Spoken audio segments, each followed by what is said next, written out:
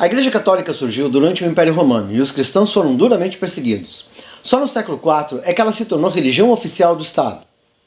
Quando Roma do Ocidente caiu, todos aqueles reinos bárbaros que se formaram foram assediados por monges que pregavam o cristianismo como a única verdade.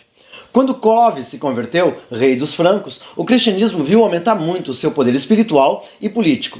E assim, por muitos séculos, a Igreja Católica teve o monopólio sobre as crenças e sobre as consciências, até que um homem rompeu essa barreira e abriu uma nova visão sobre a espiritualidade, sobre o mundo e sobre Deus.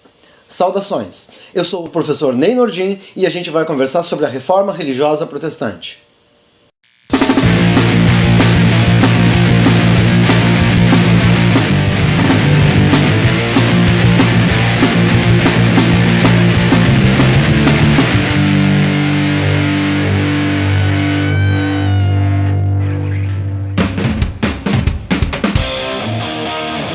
Claro que Lutero não foi o primeiro que tentou.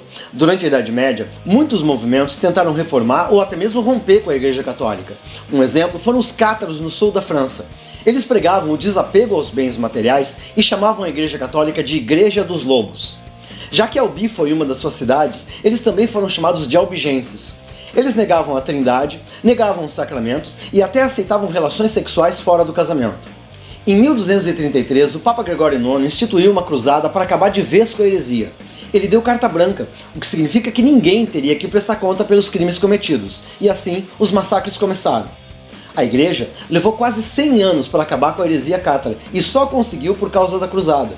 Foi por causa deles que o Papa Inocêncio III instituiu o Tribunal do Santo Ofício, também conhecido como Inquisição.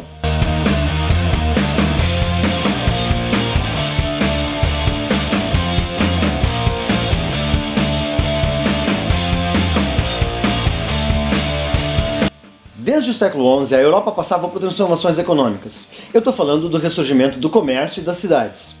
Nesse contexto, surge um grupo chamado de burguesia. Homens que quebravam a ordem feudal porque não se enquadravam no ideal de sociedade pregado pela Igreja. Burgueses porque moravam nos burgos, um lugar de comércio e artesanato e que seria o embrião das cidades. Com o tempo, esses homens iriam se opor às estruturas que sustentavam a ordem feudal e passariam a adquirir uma consciência própria, ou uma consciência de classe. As cidades eram ambientes onde fervilhava uma nova cultura com novas ideias e questionamentos sobre todas as coisas. A partir das cidades, tudo iria se transformar. A religião não ia ficar de fora. Mas o final da Idade Média foi um tempo de crises. A fome e a peste negra ceifaram pelo menos 1/3 da população da Europa. Foi um tempo de medos e fanatismos. Todos esperavam o fim do mundo, e por todo lado surgiam grupos flagelantes ou pregadores ardentes, como foi o caso do padre Savonarola, que incendiou Florença com seus ataques à igreja. Também no fim da Idade Média, as monarquias estão se transformando em estados modernos. Uma aliança do rei com as burguesias para modernizar a administração, cobrar mais impostos e aumentar o poder dos reis. Os reis querem mandar de verdade nos seus reinos sem depender daqueles grupos que até ajudavam, mas que cobravam um preço muito alto. A começar por uma nobreza, cheia de privilégios, e também a igreja, que além do poder espiritual, possuía um poder político considerável sobre os reinos. A essa altura, o dinheiro voltava a ter peso sobre as economias, bom para a burguesia, mas a igreja ainda condenava a usura, o lucro e a cobrança de juros dos empréstimos. Isso queria dizer que o burguês estava automaticamente condenado ao inferno. Entendeu como a igreja atrapalhava o comércio e as finanças? Eram tempos de renascimento cultural, uma revolução em todas as áreas do conhecimento. Tudo estava mudando, menos a igreja, que se afastava cada vez mais das pessoas humildes. Ela própria não ajudava. A Igreja de Roma estava afundada em corrupção e todo tipo de abuso, e todo mundo ficava indignado. Os humanistas denunciavam a ignorância e a corrupção dos padres. François Rabelais caçoou dos monges, denunciando aquilo que ele chamou de zomba-deus, preces em latim que nem os monges entendiam. O que eles sabiam mesmo era seduzir mulheres e coletar os dízimos. Os padres eram grosseiros, ignorantes e não respeitavam o voto de castidade. Em alguns mosteiros, as monjas eram obrigadas a se prostituir, e Roma possuía bordéis especializados em atender padres. A compra de indulgências era prática comum, entendeu? Pagar pelo perdão dos pecados, aliviar um ente querido do purgatório mediante pagamento. Havia comerciantes especializados na venda de relíquias sagradas.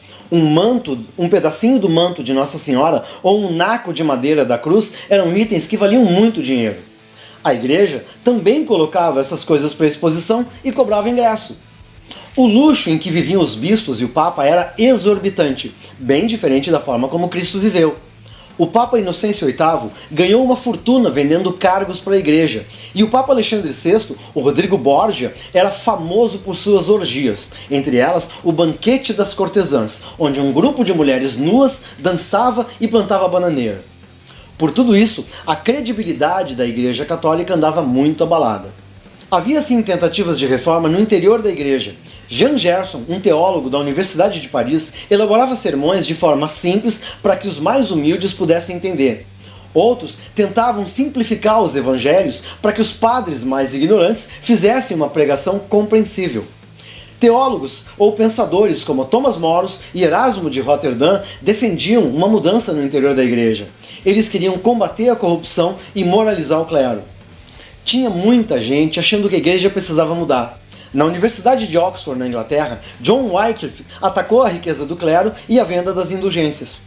Ele defendeu o confisco dos bens da igreja e o voto de pobreza para os padres. John Hus também adotou esse discurso de Wycliffe e defendeu a independência da Boêmia do Sacro Império. Os seus seguidores foram chamados de hussitas, mas ele acabou queimado na fogueira em 1415. A situação já era bastante tensa no Sacro Império.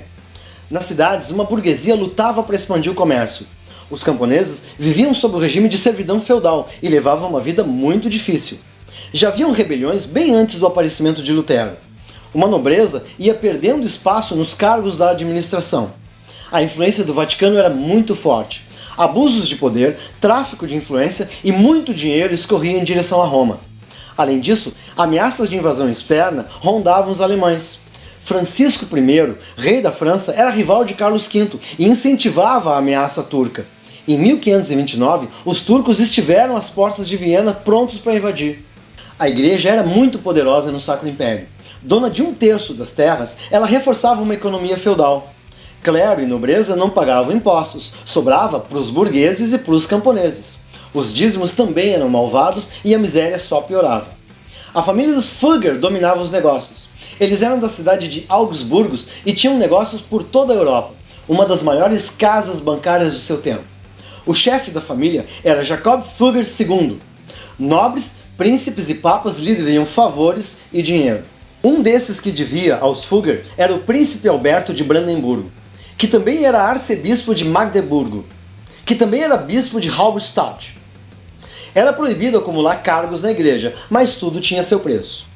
Esse príncipe Alberto recebeu em 1515 a autorização do Papa Leão X de explorar a arrecadação das indulgências na Alemanha. Metade do dinheiro pagava suas dívidas com o banqueiro Fugger. A outra metade ia para os cofres do Papa. Ao povo foi dito que o dinheiro era para a construção da Basílica de São Pedro. O dominicano Johann Tetzel foi nomeado pregador das indulgências.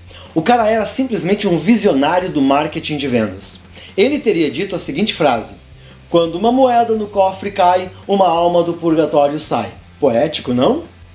Tetzel entrava nas cidades com um cortejo e na praça ou na frente da igreja ele montava um cenário assustador representando o inferno.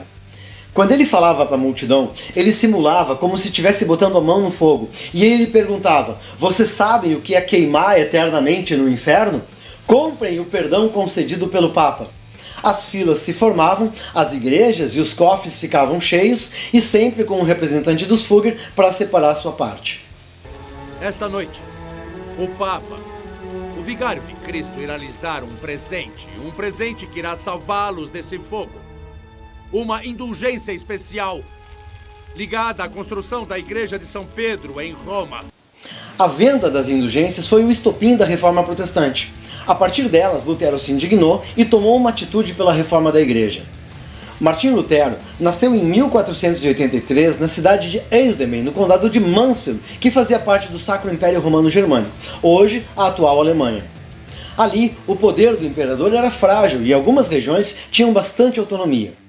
filho de camponeses católicos, teve uma educação bastante rígida. Ele chegou a iniciar os seus estudos em direito, mas acabou se tornando monge agostiniano e depois se formou doutor em teologia e professor da Universidade de Wittenberg. Existe a versão de que Lutero sofria de grande angústia existencial. Ele se questionava a respeito da natureza da verdadeira fé.